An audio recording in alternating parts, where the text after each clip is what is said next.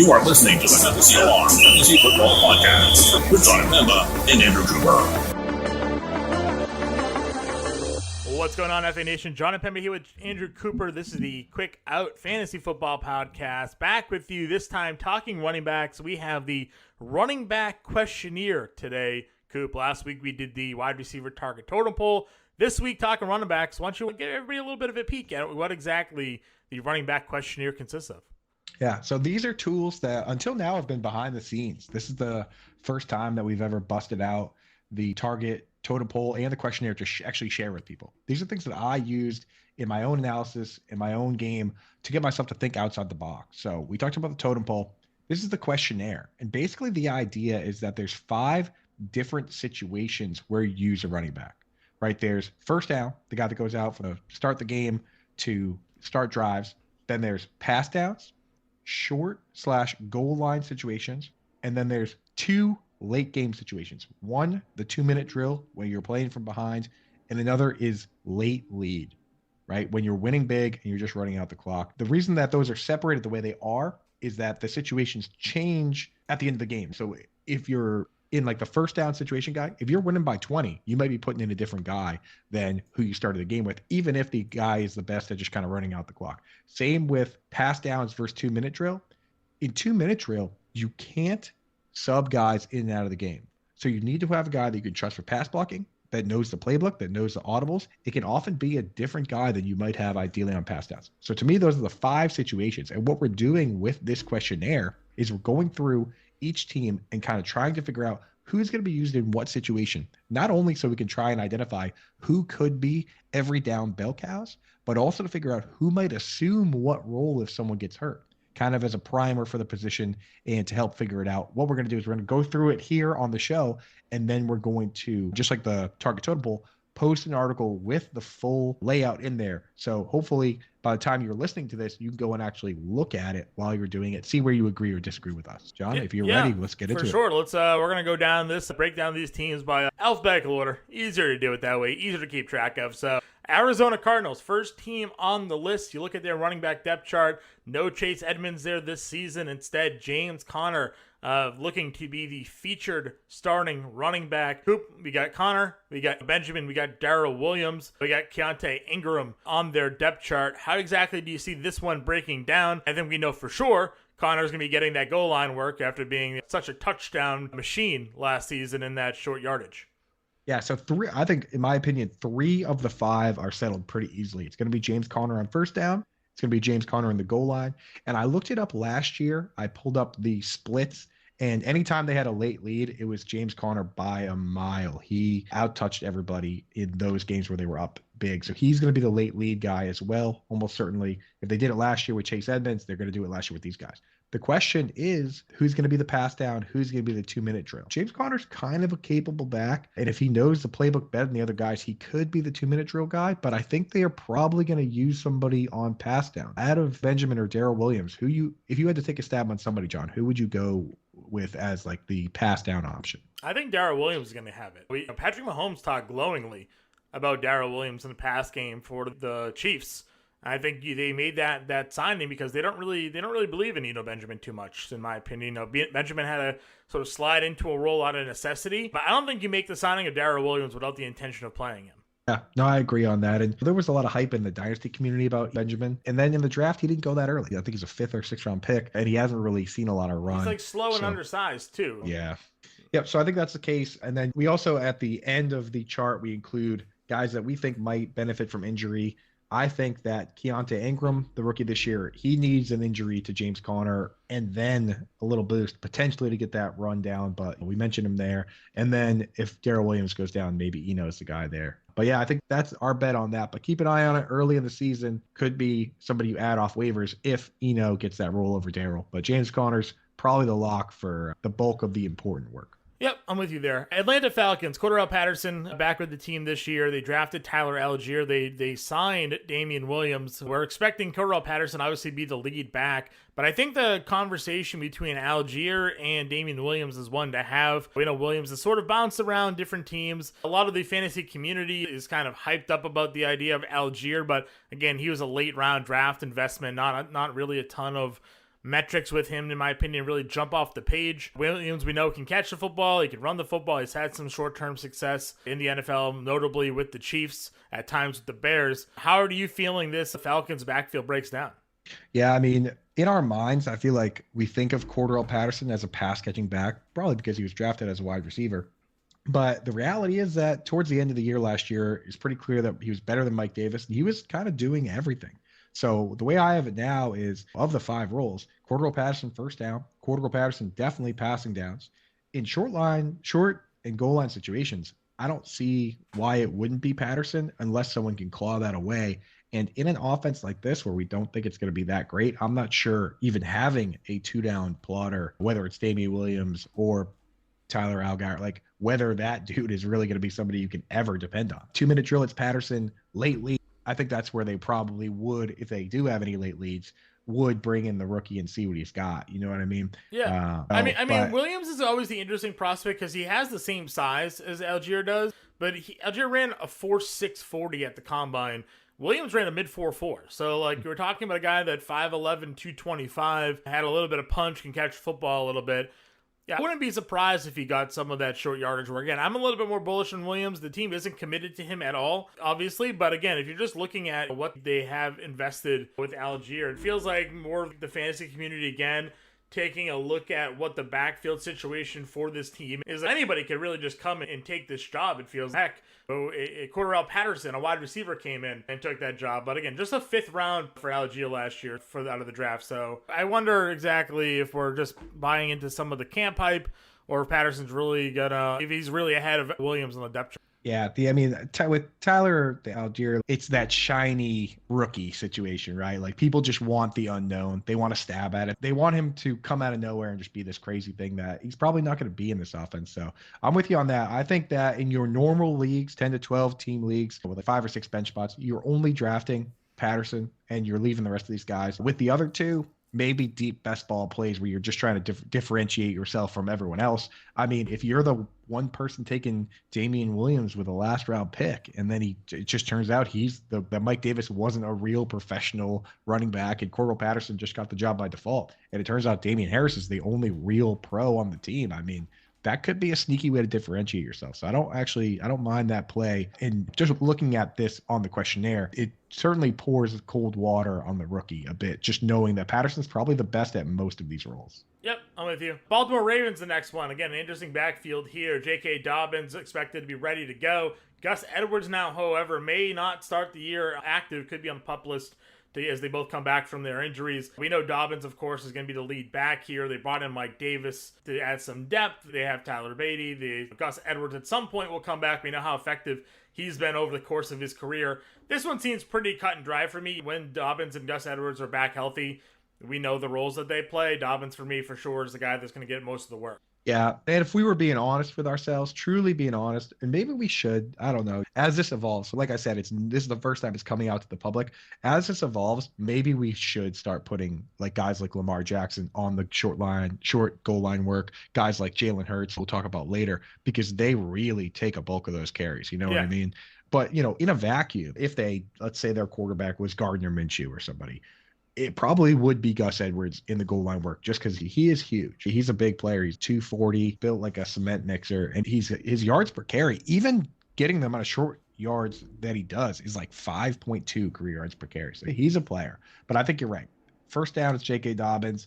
Pass downs, it's going to be Dobbins. Sorry, everybody. Justice Hill is not happening. Gus Edwards maybe in the short yardage. J.K. Dobbins in the 2-minute drill. I think it's got to be. Late lead is when you might see Gus or Tyler Beatty or somebody like that come in and get some touches. But I think for the most part, Dobbins is the guy you want. Yeah, I'm with you there 100%. Buffalo Bills. This one kind of hurt my soul a little bit. Singletary, James Cook, Zach Moss, maybe, but unlikely. I was all in on Singletary after last year. The way he finished, it feels like the team realized they needed a more balanced approach. Singletary was up there already. You and I were talking about it during early best ball, during some early preview of ADP. This is a guy who want to target in the 7th, 8th, 9th round. And then they go and draft James Cook. And basically this guy started to fall on Singletary. I think he's starting to rebound a little bit more. I think people are realizing that Cook is not going to be there for the majority of the early down work. But I think, again, this is a lineup that's pretty set in stone. Singletary getting the early down work. Cook's getting that passing down work. Yeah, it seems to be the case. I mean, but at the same time, we don't know for sure if Cook's going to get the passing down work. But given the narrative and them spending the draft capital, they tried to get J.D. McKissick. They brought in Duke Johnson, and I doubt Duke Johnson's going to be the guy. Poor Duke Johnson, never really getting a shot out here, despite being the all-time leading rusher for the prestigious Miami Hurricanes. I think you're right. I think it's Singletary on first down, Cook on pass downs. Singletary's the guy. 2-minute drill last year, they used Singletary as the guy. He got pretty much all those snaps.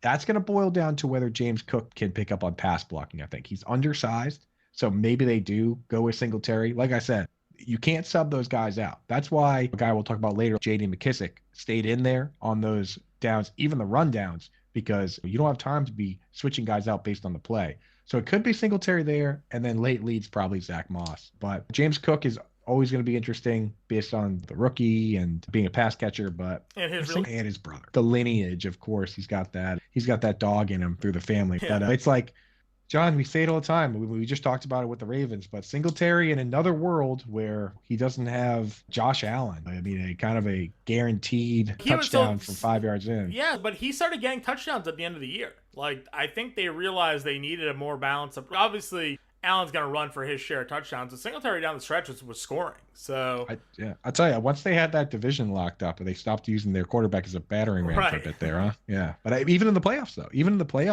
Singletary scored versus our Pats. He's an interesting player. Again, if it were a different quarterback, like if Josh Allen were to get hurt, I would move Singletary up my rankings. Oh yeah, the whole offense changes obviously when Josh Allen gets hurt, and Cook too, because they would probably throw to him a bit more, like just changing up the offense. Who's the backup quarterback in Buffalo? I don't even know. The backup quarterback in Buffalo, he got some time last year. It is they brought somebody. It's Case Keenum. They brought in Keenum.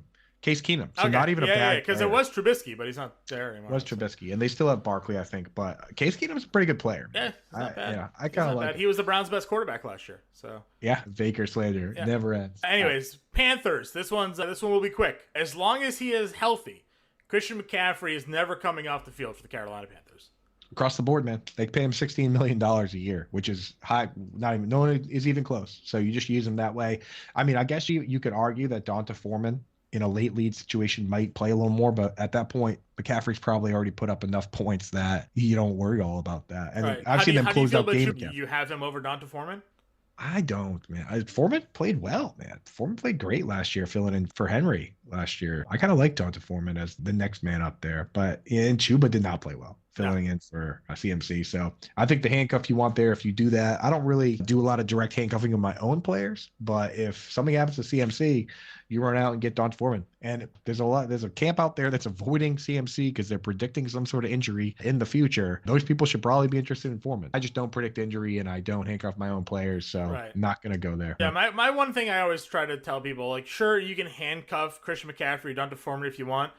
They're not even in the same stratosphere of production level. Like, Donta Foreman's not going to catch football. And I think that's what helped Donta Foreman a little bit with last year was he filled in for a batting ram run game, right? He filled in for Derrick Henry. Derrick Henry goes down. They just started handing Donta Foreman. Offense stays the same. Christian McCaffrey comes off the field. Donta Foreman can't run the same offense that Christian McCaffrey is being a part of. Those are always my hesitations there a little bit. Foreman had 9 receptions last year, which is his career high. He has 18 total in 4 years in the league. So. Yeah, so that's at least something, and we talk about this all the time. Like, you can't, especially when you're in our Discord, and you're like, oh, should I handcuff one? So you can, but understand that I would almost rather draft than draft a handcuff, unless you're talking like elite handcuffs, like a Madison, a Pollard, somebody that you know is going to come in and be that stud. Drafting Donta Foreman because you have Christian McCaffrey is almost a wasted pick, in my opinion. So yeah, you want guys that have standalone value, and if anything, draft other people's handcuffs. Because at least it gives you some value there. Next team is kind of interesting if you're believing the camp talk. David Montgomery for the Chicago Bears across the board is someone that shouldn't really ever leave the field, but new coaching staff talking about potentially wanting to mix in Khalil Herbert a little bit more. We saw Herbert last year have success when Montgomery went down. I don't know if we're going to get 70+% snap share out of David Montgomery. I think they're going to find ways to get Herbert involved because they're just talking about it too much. If it was like a one-off comment that you heard during minicamp where they're like, oh, we want to get Herbert maybe a little bit more involved. They're like, all right, can't speak. That's fine. Well, now we're like 2 weeks into training camp. They've already gone through a preseason game, and you're still hearing like they want to get Herbert more involved with Montgomery. I'm kind of leaning a little bit more where I still think Montgomery's the guy obviously starting. He's the guy with the lead. 2-minute drill, probably. Short down, probably. Like, all of those check the box for Montgomery. But, you know, if we start getting 65-35, that wouldn't shock me. Yeah, exactly. And that's why there are some limitations to what the running back questionnaire can do for you. Because, of course, there's never going to be just one sheet of paper that tells you exactly what the entire league is going to break down into. But you make a great point in two things, that it can be split down the middle, where the name Montgomery can be the guy that you think is the best for first down, best for pass down, best for short line.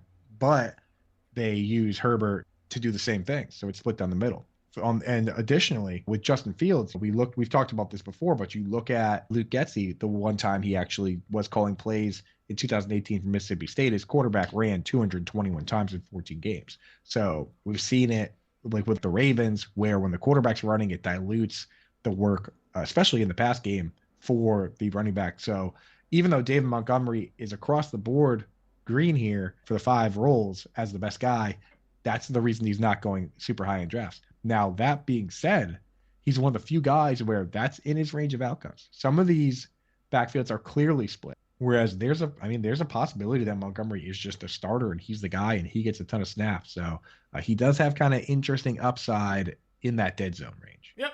I agree with you. Cincinnati Bengals, next team on the board. Joe Mixon obviously is the lead back. I think the real question is really between the pass catching work. Samaje Perine had that job last season, but we also identified Chris Evans. Let's give ourselves a pat on the back there last year, Coop, as a guy that could find his way into some sneaky value. He'd get to get on the field. He's actually pretty efficient when he was throwing the football as well. And now there's some talk that he could supplant Perine as that third down back this season.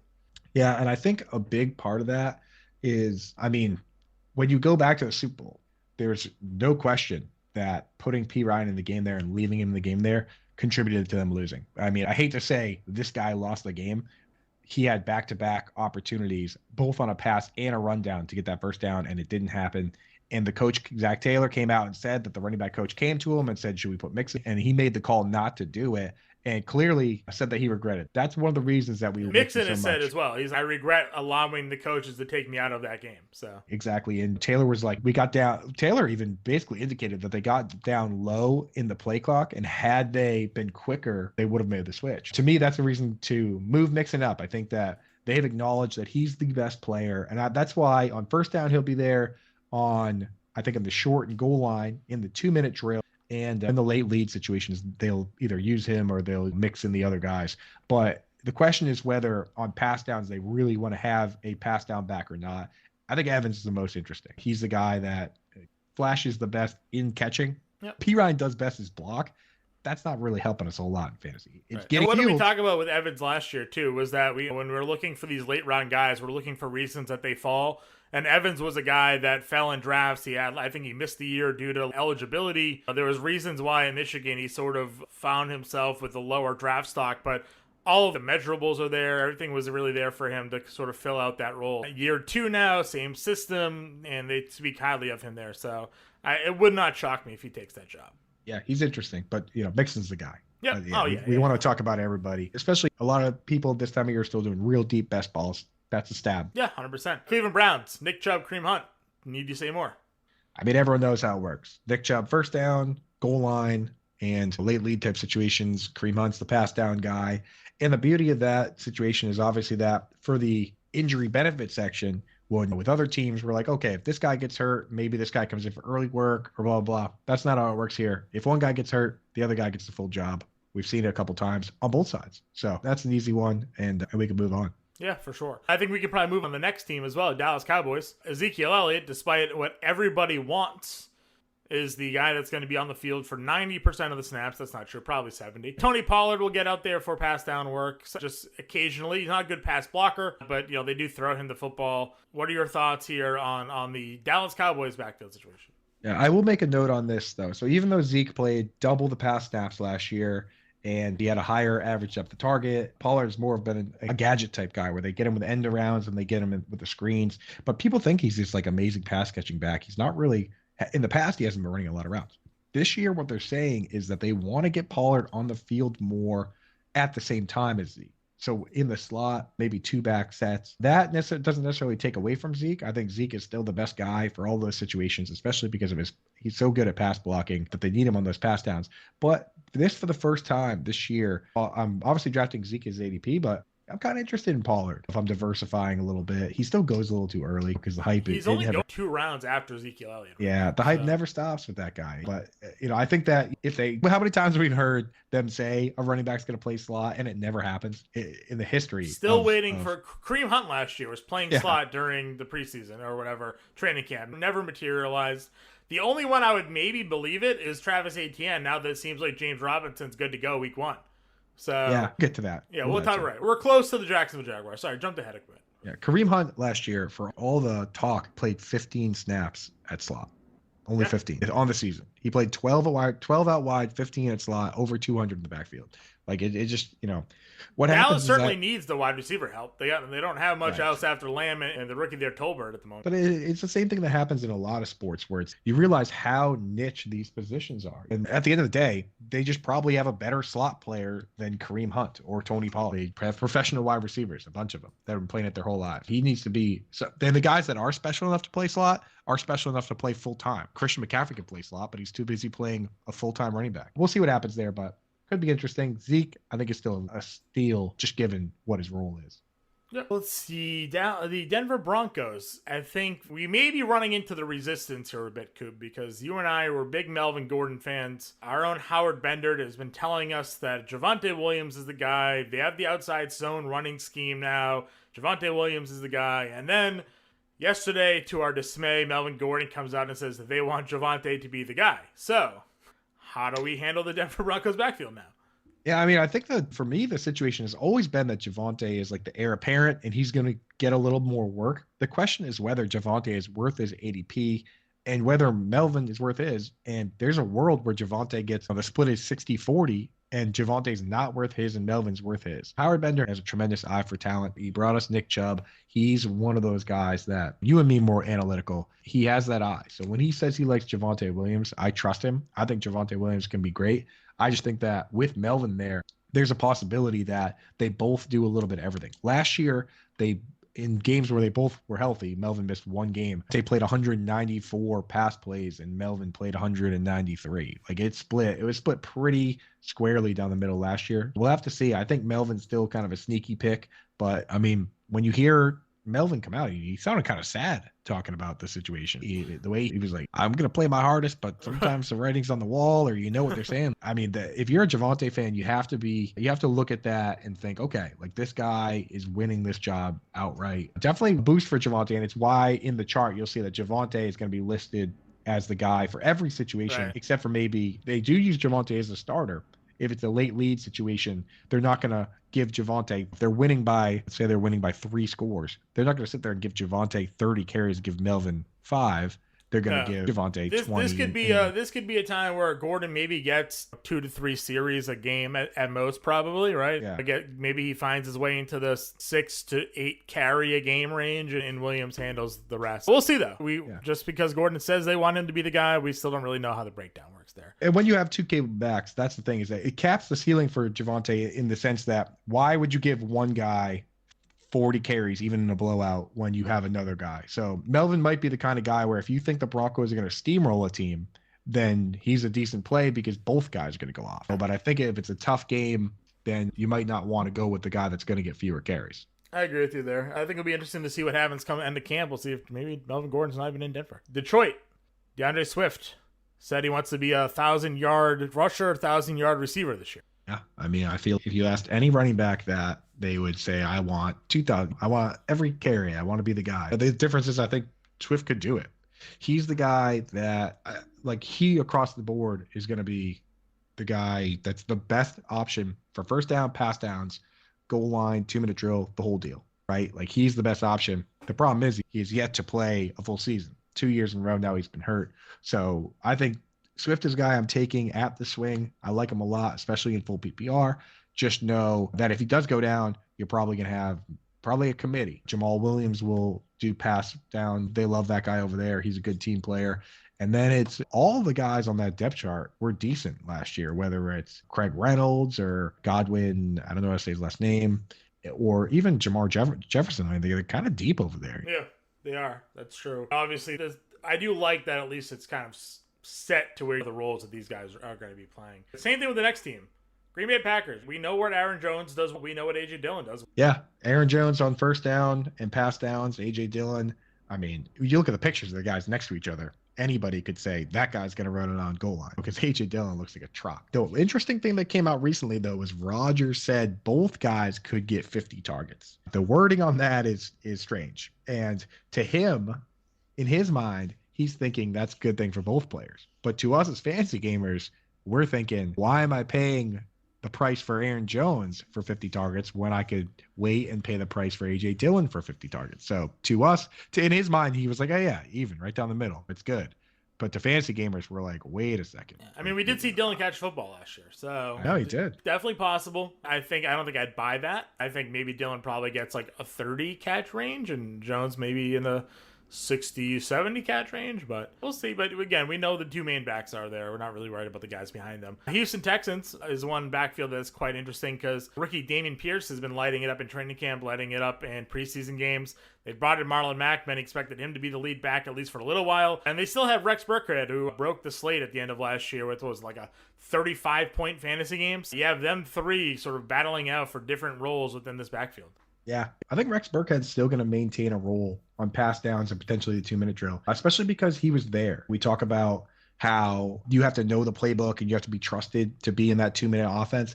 I think he probably has earned himself that role just by being there and knowing the situation and also being a pretty good pass catching back. So Rex Burkhead's kind of sneaky late best ball type situations as a pass down guy and a 2-minute drill guy.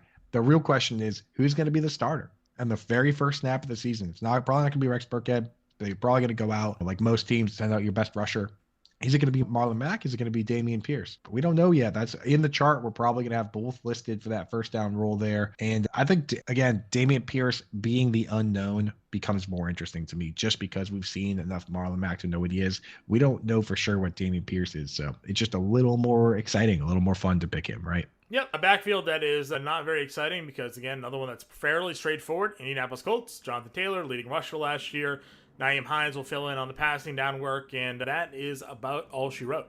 It's easy, man. And they weren't scared to lean into Jonathan Taylor in big wins just to make sure they would win. I mean, the Colts were a good team. They played a lot of close games, but they won a lot of them. They didn't really ever get blown out. But Taylor was just that good. So did you see that today they went 0 for 12 in goal line against the Lions? That's not good. Last year, they didn't do that. Let's just put it that way. So we'll see, man. Yeah, but I think Taylor's locked in. Hines technically had more targets than Jonathan Taylor last year. And by technically, I mean, he did. Taylor played every single game. So Nyheim Hines, on the chart, he is in that pass down role because he plays a pass down. He plays a pass down role. They gave him a contract extension last year, and that worried some people with Jonathan Taylor only had 40 catches.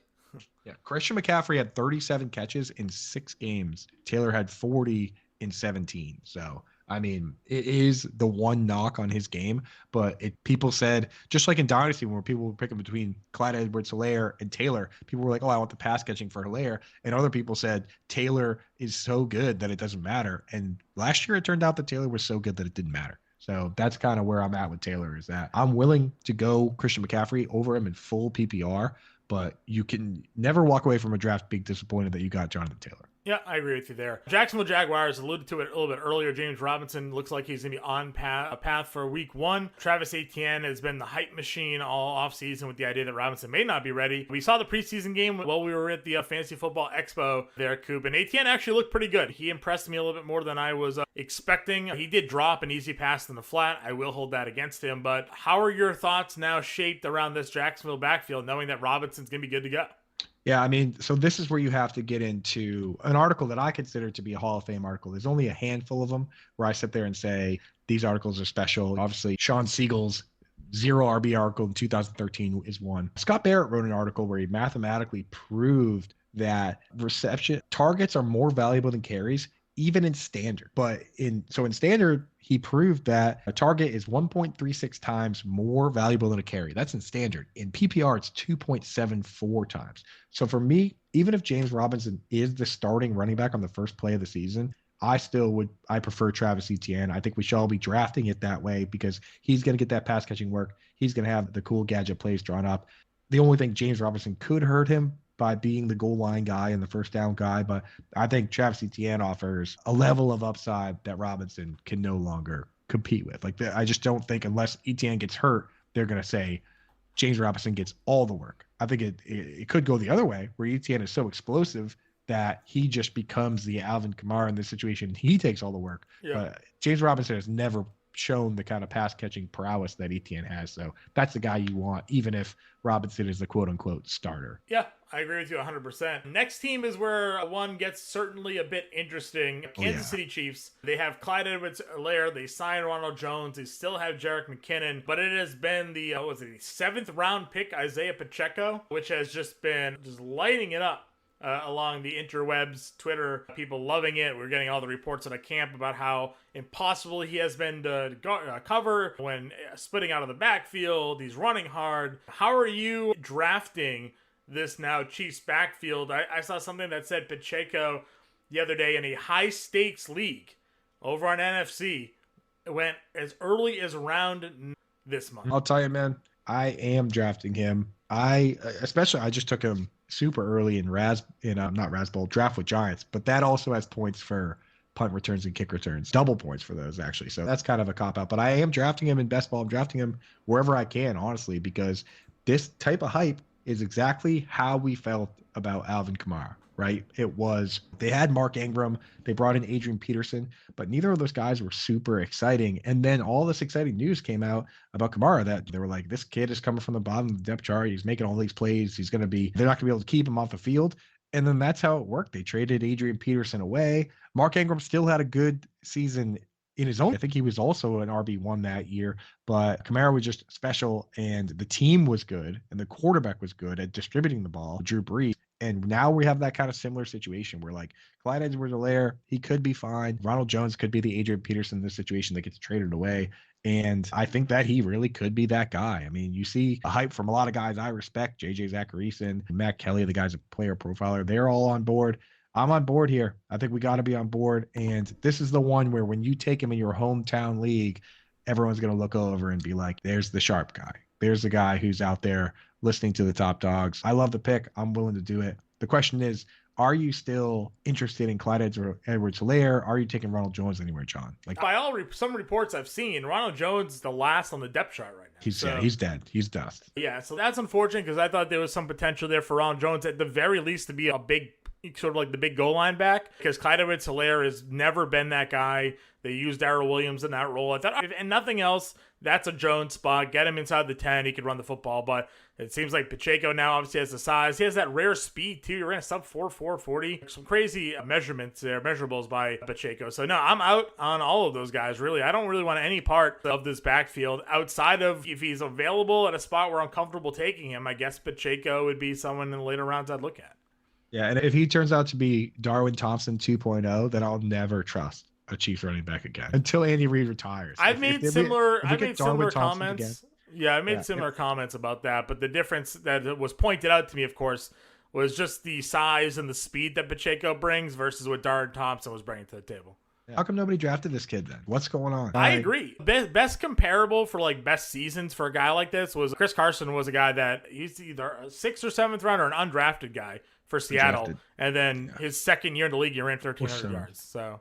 Yeah. All right. I'm in, man. He's got cool hair too, which is my fiance's number one category for picking breakouts, and she's been amazing at it. But picking draft king lineups with Zeke and Alvin Kamara back before anybody was. Yep. He checks all the boxes, man. I'm in. All right, the Los Angeles Chargers, Austin Eckler is the core guy here. The question really is, I've heard reports that Joshua Kelly is actually the number 2 running back right now. He's outperforming Isaiah Spiller. Isaiah Spiller is obviously the rookie that is getting some of the notoriety. What are your thoughts on this backfield? Yeah, so I honestly thought that Spiller was the next in line. I mean, he's being drafted that way. Obviously, Austin Eckler is a star, and he's a first-round pick in all formats, especially PPR, but he's never had 1,000-yard rushing season. So that does leave the door open for somebody to come in and contribute. Joshua Kelly's a guy you and I liked. Larry Roundtree is probably dust at this point, but Spiller's been getting a lot of hype. So that's kind of interesting. If there's any sort of split between Kelly and Spiller, then that crushes both their value, right? The only way one of them is going to, with Eckler being healthy, the only way one of them is going to be relevant is if they run away with that early down role, and it also includes some goal line, because otherwise you can't possibly trust a guy like that. So will be interesting to keep an eye on. I'm rooting for Spiller, but if it's Joshua Kelly, then Joshua Kelly, and I'm on board. So we definitely got to keep an eye on that battle as camp moves on. Yep, 100% agree with you there. Los Angeles Rams, Cam Akers is the guy we know they're going to be going with. Darrell Henderson's going to be involved times between the two.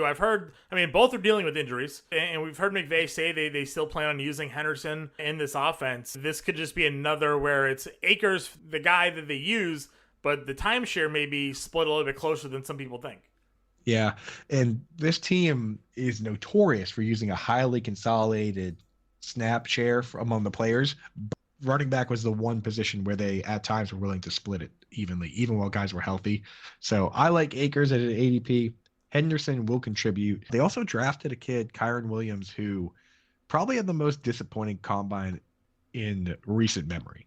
I mean, there was a lot of hype about him coming in, and he had a pretty bad combine, but sometimes those players turn out to just be gamers. So it's still a name you got to keep on the back burner. But I mean, John, that combine, man, what happened?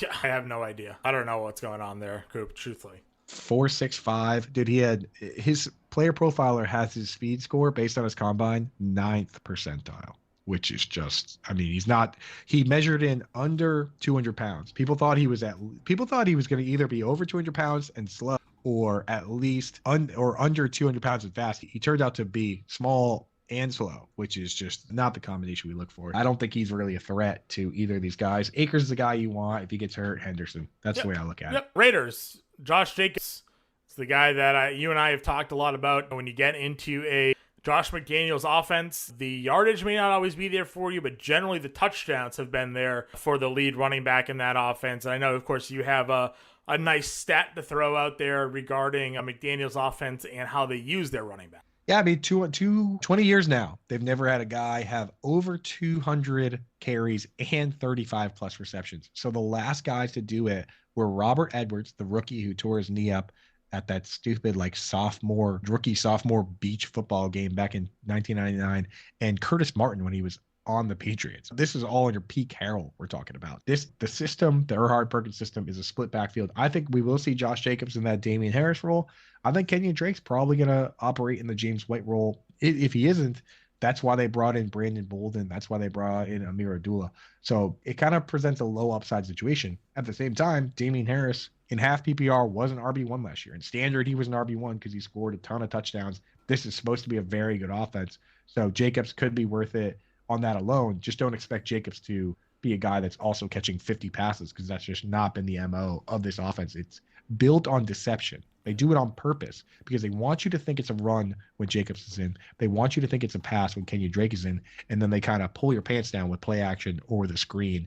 If you have one guy, you lose that deception. That's the whole point of it. And that's why, despite having guys like Dion Lewis that could do everything, the Patriots never did that. So I expect a split, but again, there might be some upside there. I just think that people are sleeping on Kenyon Drake, given that he could potentially have a James White type role. And James White, at times, was a guy, he caught a pass in every single game going back to 2018. He's been an RB1 in that offense. So I wouldn't sleep on Kenyon Drake. Yeah, I'm with you there. I think that's kind of an interesting spot for him as well, for sure. If we're going down, we have the Miami Dolphins here. They signed 4 running backs this offseason, something like that. They signed Chase Edmonds, Sony Michel, Raheem Mostert. I guess that's 3. And then they also had Gaskins already there. Edmonds has been playing the lead back role in this offense throughout camp. I think they just sort of solidified into there. We know Mostert has the familiarity with the system coming over from San Francisco with the coach. Sony Michel is the bigger of the 2 backs. We saw him have success last year with the Rams. Yeah, I think we watched Myles Gaskin play very deep into the first preseason game, so you can kind of cross him out. They have no loyalty to him. That's not their guy. He's 7th round pick. I think it's the 3 guys at the top there. Chase Edmonds, they paid him a lot of money. I think he's going to get the first crack. Raheem Mostert knows the offense. He's a guy that can be explosive at times, but I think they're going to want to limit him just given his injury history. And then the question is whether Sony Michel muddles the whole thing up by being their goal line back. It could be a 3-headed monster. Chase Edmonds is the one I'm most interested in. I will take a stab on Mostert in best ball just because, I mean, he has set some of the fastest on-field times over the last couple of years. I mean, he had the 2 fastest the year before last, and even last year before he got hurt. Still look kind of good. He gets hurt pretty early, but that's his MO. It's just, you hate when it's such a mess like this, but that's the way it is sometimes. You got to take a stab on somebody. Yep, I think Edmonds is the guy we're going with. If you're late in drafts, I think Michelle is interesting. But this is something where we always talk about draft as late as you can, because at some point, something is going to happen to this running back group. Like, we're going to get more clarity, whether it be Mostert gets injured, Michelle gets cut, Mostert gets cut, Gaston's, like, we're going to find out, obviously, before week 1 kicks off. Something to monitor, and if you can delay your drafts as long as you can, it's always a good strategy. Do it. The Minnesota Vikings. Dalvin Cook across the board. Yeah, let's move on. Well, actually, no, I just want to say one thing real quick. There is some hype coming out about Keenan Wangu. We've seen the guys that break out, they kind of always start by like running back a huge kick. Alvin Kamara still has the longest kick return in history for the Saints. David Johnson was running back kicks. Des Bryant, Randy Moss, running back punts and stuff. That's kind of where these guys prove they flash. He ran Kenny Nwingo, I think, ran 2 back last year, and he ran back a bunch in college. So we could be losing the greatest handcuff in the game here if it's not. It makes you sleep easy at night when it was Dalvin Cook and then Madison comes in to be an RB1 and then Madison goes right back to the bench. This Nwangu stuff is kind of throwing me for a loop. I mean, I don't think either Madison or Keenan can really be, they have no standalone value. But, you know, they might be stepping on each other's toes if Dalvin gets hurt. And Dalvin's been hurt every single year. Something to think about. Yep, I agree with you there. If we're going down, we have the New England Patriots now backfield situation. Damien Harris, Ramondre Stevenson still involved. James White has since retired, leaving open the passing down 2-minute drill role. This is just a huge mess, bro. Like, okay, let me ask you. We're both Patriots fans. It's tough to get a read on it. Harris versus Ramondre Stevenson. Is there a real possibility that Ramondre Stevenson is the front runner for that early down role and the potential starter? I do think so. I think that the fact that they didn't pick up the contract there on Harris, he's a free agent at the end of this year. It feels like Stevenson is the next man up for them, and he's shown the ability to, I know you say they don't like to throw to those backs, but he has shown some pass catching ability. He's a strong runner. We saw him fill in for Damien Harris when needed to. He could score touchdowns. He could run between the tackles. He had some breakaway potential there as well. It wouldn't shock me if Stevenson's someone that takes over the role, just because, again, this is how this Patriots backfield sort of runs. Harris is likely hitting free agency this year, at the end of this year, and likely going to be somewhere else. Yeah, it's crazy. And then on the pass catching side, now they're saying that it's Ty Montgomery in the lead for that James White role. Pierre Strong was a guy I was hoping would get it. And then you have Kendrick Bourne coming out saying that he loves the new offense and he's going to be getting a bunch of carries.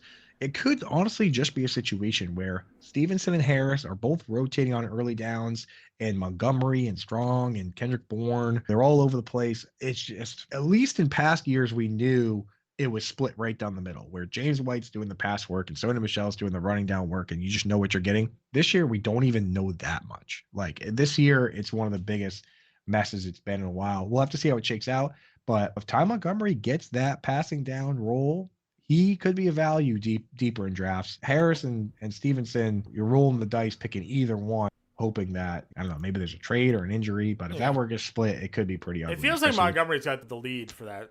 I think he does.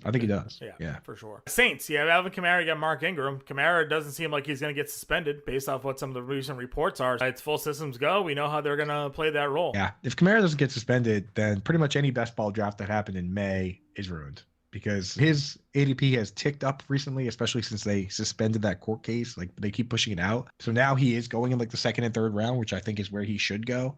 But I mean, if he doesn't get suspended, wheels up. Yeah, I will say that they do run, or they did run, an offense with Drew Brees where the goal line backfield situation for them oftentimes included Kamara with the other running back. In their goal situation, they could very well have Ingram lined up in the backfield, Kamara sort of lined up split next to him, and they use both. I remember Latavius Murray just vulturing touchdown after touchdown, it felt like, in those sets. Something to watch there for Ingram, where the majority of the work is certainly Alvin Kamara, but he can still find some touchdown upside.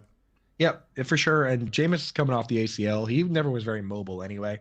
I'm actually fine with the two backs and Mark Ingram scoring every once in a while, as long as just get Taysom Hill out of my face. I'm so tired of that. He's a tight end now. So I'm done with that. So no more Taysom Hill rushing touchdowns, please. Yep. That's all I care about. Then Mark Ingram can vulture a couple, and that'd be fine with that. I agree with you. One of the fastest risers, it feels like, over the last couple of weeks, Saquon Barkley, New York Giants. He's healthy. They only have really Matt Breida behind him. The full systems go for Barkley, for better, for worse. Yeah, I mean, Brian Dibble coming over from the Bills, like that's what we were talking about. What if that offense is good and Daniel Jones is okay, and now you have now you have the situation we talked about where it's not Josh Allen stealing all the touchdowns; they're all going to Saquon. This offense has been the worst team in terms of touchdowns in the last 2 years, the fewest number of offensive touchdowns last 2 years. So I think there's room for improvement, and Saquon is Saquon. He's the dude. Do you have any interest in rostering? How deep a league does it have to be for you to roster like a Matt Breida or somebody like that, even if you have Saquon or not, or Gary Brightwell or any of these guys? 16 teams. Yeah, 16. Yeah, I think that's about right. Yeah. 16 teams. I wouldn't have to go with them otherwise. Not, Jets. No Sandro Platzgummer from you? None of that? No. Okay. No. Go to the Jets. Brees Hall, Michael Carter. Yeah, man. I mean, they have Tevin Coleman on the roster still, but I don't believe they're going to use him at all. Nah, if they didn't use him last year when he came over knowing the playbook, he came over with the coaches, then I doubt they're going to use him. Yeah, he got hurt again. Shocker. So yeah, there you go. Yeah, I mean, this one, Brees Hall is the more interesting one. You draft Brees Hall. You don't draft a guy in the second round. You draft a guy in the fourth round. If you go and draft a guy in the second round the very next year, that's the guy, right? So Brees Hall is the one that's most interesting for me. I'm not really drafting Michael Carter at all. He's not even that big of a guy, so it's not like he can really be the vulture. I think Brees Hall is the guy. So yeah, I agree with you 100%. Philadelphia Eagles, the one that breaks my soul here. Miles Sanders is going to be the one that likely carries the ball between the 20s, but any sort of scoring volume likely goes the wayside. Yeah, I wrote a whole article on this. You can check it out. Miles Sanders did get a bunch of goal line touches that he didn't do anything with earlier in the year. He split them with Jalen Hurts. It was not Boston Scott early on. And then what happened is Sanders rolled his ankle, Jalen Hurts rolled his ankle, and that's when Boston Scott and Jordan Howard got all those touches. So I'm really not interested in Boston Scott because of that. Miles Sanders at his ADP is interesting because he's always been a good back, super efficient, 5.2 yards per carry. Last year, 5.5. But Kenneth Gainwell looks good, man. As a pass-catching back, he's too interesting. I kind of like Sanders and Gainwell at their ADP, but Jalen Hurts is always lurking to vulture those touchdowns as well. It would be beautiful if we got Gardner Minshew instead of Hurts. It would rise the stock of Sanders and Gainwell. It could be a little too dicey there. So if you're somebody who really likes to draft running backs that you can trust, I don't think the Eagles got one. Yeah, I agree with you 1,000% there. It's as sad as it is. Yeah, running backs we can trust, though. Pittsburgh Steelers, not. Yeah, across the board, he's the best at everything that they do there. They're talking about the way they talk about how they're going to try and limit his carries is it's interesting because like he knows he needs to play a little less. The running back coach Eddie Faulkner came out and said he needs to play 7 less snaps a game. But then Eddie Faulkner was like, it's hard because you have this guy who's the best at everything. So for me, I'm not taking the gas off Najee Harris because they told us that it's not a split situation. So I'm in on Najee. Anybody else intrigue you at all from that roster? No. John? Me neither. It's bad line, probably a bad quarterback. Benny Snell has been terrible. Anthony McFarland is so. No, we're wasting too much time already. Let's go to the 49ers, right, where let's move on. I think it's a little bit interesting. We have Elijah Mitchell. We know he's the guy that's going to get the workload, but there's been some injury pop-ups for him, and it's a backfield that certainly rotates their backs at time, though they have committed to Mitchell whenever he's been healthy. They drafted Tyrion Davis-Price. They still have Jeff Wilson. They have Sermon from last year, who they had no interest in using after realizing that he just wasn't any good.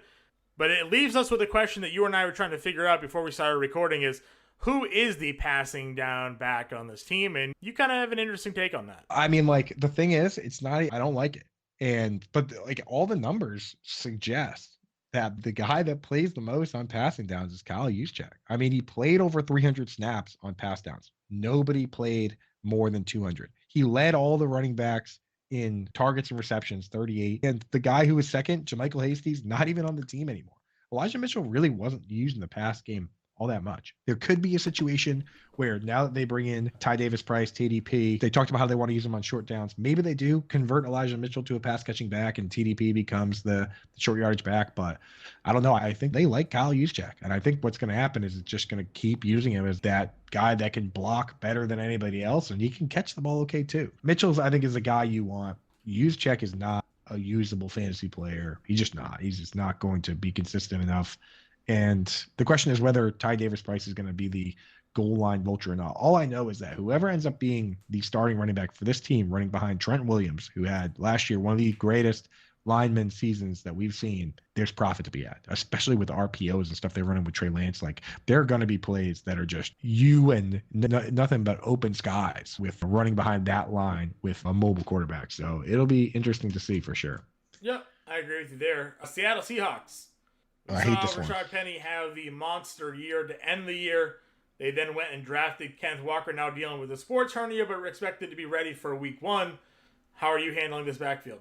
Right now, I'm drafting Rashad Penny, and I'm not drafting Kenneth Walker. I need to wait. If I have a draft today, can I draft a guy that has a mysterious procedure? What is that? They were like, oh, I think he has a hernia. And then they go, he had a procedure, but it's not a hernia procedure. Can you just tell us what the procedure was? What was it? What happened? Yeah, and it depends on who you believe, right? Like the team or some team reporters have said week 1, but then the fantasy doc, Dr. Chow, said that it could be 6 weeks. Yeah, so forget that. I'm not trying to play Dr. Chow's Wheel of Fortune here. Like, I'll take Rashad Penny right now because I know he's healthy. He looked good last year. We didn't even know if Kenneth Walker was going to be the guy over him.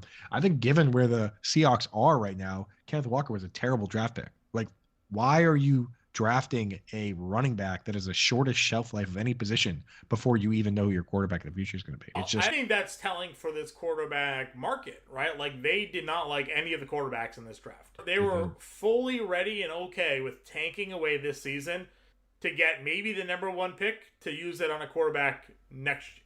Yeah, so why do you draft a running back? Just so crazy. He's on the 1-year deal too. So you just tank and you just draft a running back later. I don't know. Yeah. Maybe you're right. You're right. They don't look at it the way we look at it. They might really like Kenneth Walker. I think that's why he was so interesting to me. But now with this injury and the bad offense and the whole deal, I don't know, man. I don't know. All I can tell you is I'm not interested in any of the DJ Dallases or Travis Homers. One of them could be the pass catching back. Dallas was a guy that I picked up last year in a must. Nobody else is on the waiver wire pinch, and he actually had one decent game, and I ended up having him on my roster. So massive tournament contrapuntal DFS play is what he does. He had one game where he had like a handful of catches and ran back a kick. Yeah, he got all his points. He had that one massive play, like he busted that 68-yarder or something like that. I remember that game, but yeah, I just don't know. I don't know. Consistency is what we need. That's what the catches bring, and there's no consistency. Yeah, I don't know in that backfield. I agree with you. We have the Tampa Bay Buccaneers, where it's Leonard Fournette's job until he gets hurt, and then it's Rashad White, I guess, would probably be the guy behind him because it's not going to be Keyshawn Vaughn, it's not going to be Giovanni Bernard taking the early down work. Yeah, Gio couldn't even really do anything last year. He just didn't. He got hurt. He got hurt, and Fournette can do everything that he can do. So exactly, why would they ever take him off the field? The question, I guess, now is is Tom Brady the quarterback? Because he's taking this leave of absence during preseason, and they seem to don't know when he's going to come back. We obviously had all the reports come out that he was trying to go to Miami, and that's one of the reasons why he pulled the power play this offseason to get Arians fired. I mean, I'm sure Tom Brady will be back. Don't get me wrong. But who knows what's going on in that locker room right now? It's crazy, man. It's crazy. I mean, if Brady doesn't play, Blaine Gabbert, Kyle Trask, what do you think, man? What's happening there? I mean, probably. Trask. I like Trask maybe. I don't know. Let's we got two. What do we got? 2-3 teams left. Yeah, we got a couple teams left to go. We have Tennessee Titans, Derrick Henry across the board. That one's pretty easy. It's the Commanders that I think is the one that we should spend more time on here. Let me just real quick. We got to do our due diligence. Hassan Haskins has looked good catching the ball. That's what I'll say about the Titans, and then we sure that's fine. They're not gonna throw to him enough for him to matter though. You're right. They're not. They never threw to the pass catching running back in this offense. And Derrick Henry actually last year was on pace for a career high in receptions before he got hurt.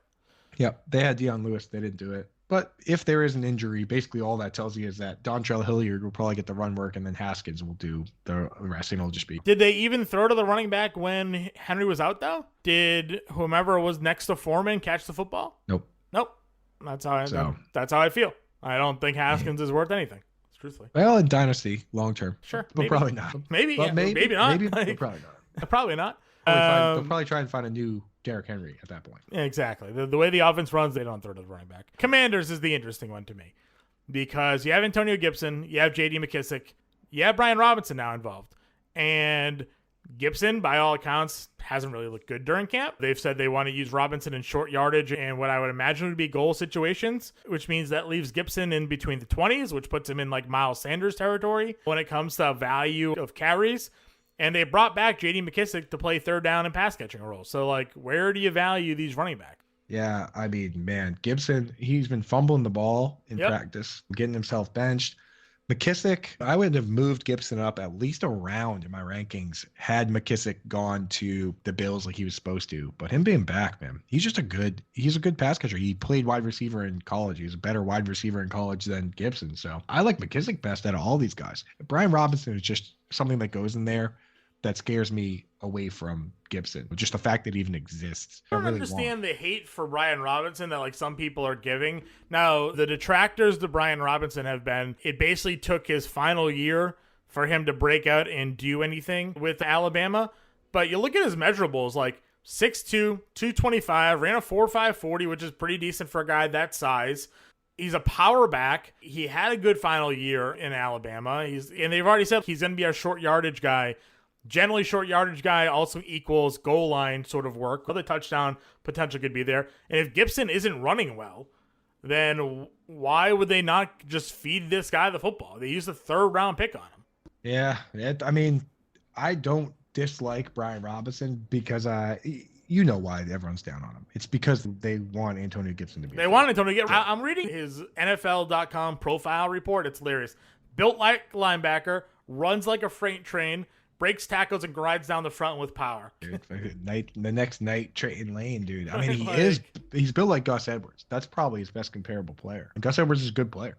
Gus Edwards is a great player. McKissick's the one I like best at his ADP. I'm not taking Antonio Gibson. And I just 100 targets last year. Right. I don't find myself taking Brian Robinson just because I just don't. He did that like for us guys. In our FBC league. So yeah, that's fine. Deep enough, you got to take stabs. So it's basically you're in a world where there's the starter. When you have this situation where there's a starter and there's a pass catcher and then there's a guy whose upside is touchdown vulture, you have to make sure it's a deep enough best ball type league because those guys end up being like Mike Tolbert, where it's fun when they score, but when are they going to score? That's the problem. That's the problem with the Brian Robinson types. Yep, I agree with you 100%. So that's it. That's the running back questionnaire there, Coop. I know you'll have an article out and this graph out for everybody as they break it down, give everybody a scope of how these running backs could figure into each team's system and how maybe you go about looking at drafting for depth, drafting for starting potential, and filling needs on your fantasy rosters. Yeah, I mean, I feel good about it. I'm going to finish it up, get it up there. And I'll tell people, last year, I had Cordarrelle Patterson in the pass down slot and the 2-minute drill slot, but I wasn't drafting him anywhere. Like in my mind, I was like, oh yeah, this guy's going to do that. And I never was taking him. Luckily, I got him off waivers in a couple spots like everybody else, but this will help you visualize that. And you might look at it. And even if you look at it differently, if you look at mine and say you disagree, that can give you a leg up if you're right. If you say, you know what? I listened to you guys talk on the podcast, and I really do think it's Eno Benjamin over Darrell Williams. If you believe that and it turns out to be true, you could hit the jackpot. Use it to your advantage. Just look at it and see if it changes the way you think about anything, because that's really why we do all these exercises and we provide them for you guys. Get in there, check that out, check out the target totem pole, and let's win some leagues. Yeah, I agree with that 100%. Make sure you check it all out. Also, go ahead and subscribe to our podcast. We're now on Castos, and that sends it out to Spotify, iTunes, Stitcher. It's all there for you guys to go out and follow. You can also listen to this podcast now on YouTube as well. So go ahead, if you're not yet subscribed to the Fantasy Alarm YouTube channel, please go ahead, do video, helps us out a lot there. And Coop, I think before we end this, we were missed to say a couple of plugs here. One, our Fantasy Football Draft Guide is completely free. Our Fantasy Football Cheat Sheet, completely free. And we also, right now, 50% off of our All-Pro Access package for the NFL 50 using promo code there for the NFL season. It's the first 6 months, which basically takes you through the NFL season. Use promo code NFL 50. You get 50% off the monthly price. A lot of great things happening right now over at Fantasy Alarm. Yeah, and so with the draft guide, it's free, which is amazing. We've never done that before. Check that out. If you like that content, that's what you're getting with the season long, is that it goes through DFS. If you play DFS, you definitely should 50% off. Should it includes all sports. It's not just NFL. Yeah. So as much as we killed the NFL DFS season last year, we had a millionaire winner. We had a guy win $350,000 last year as well. That includes our NBA, our NHL, our MLB rest of the season, our NASCAR 3-time Rider of the Year. Everything is included. The NASCAR is the biggest one, right? We got Matt Sells. Yeah. 3 out of the last 4 years, the NASCAR DFS Rider of the Year. The guy is an absolute wizard with that stuff, and he's made me a bunch of money. If you're into what we do here, that package is going to be exactly what you're looking for. Yeah, it's like $19.99 a month for the first 6 months with promo code NFL50. You can't beat that. So You get in the Discord, you get into all the chats with Howard's in there every day. I'm in there. You and I on Just Sundays, ask we answer your start sit questions live on the live stream, premium Discord only. You can get that for $19 a month. Done. Easy. Easiest decision you can make. So go ahead, check that out. Go to fantasyalarm.com, hit the pricing button, take advantage of that. It's the month-to-month package there. Code NFL50. But for now, Coop and I will catch you guys later.